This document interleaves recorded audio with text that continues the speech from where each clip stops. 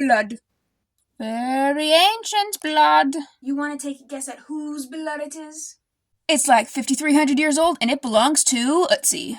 Now, our boy Ötzi was found back in 1991 on the Austrian-Italian border, and he's about 5,300 years old. Took an arrow to the back and he's gone. Now, since then, since 1991, extensive, and I mean extensive, post-mortem research has been done on his frozen remains, to the point that up until 2012, we were like, hey, there's no blood left in Ötzi. There's no blood on Ötzi. They opened up some of his body. They're like, we can't find any blood.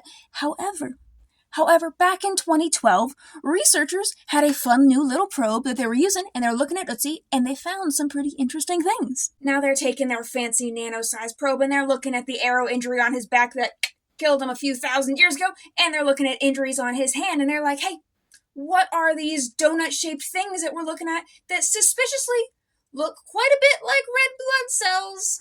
To confirm that the researchers were in fact looking at red blood cells, they're like, hey, we need to look at the molecular structures to figure out the exact makeup of the stuff that we're looking at. And using some fancy lasers and wavelengths and scattered light and all that, they determined it was in fact red blood cells that they were looking at. Plot twist, it is the oldest evidence that we have for human red blood cells.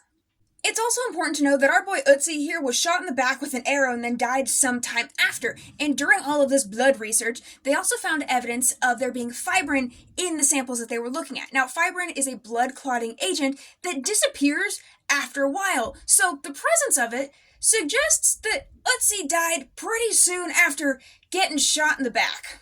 And his blood type was determined to be O positive.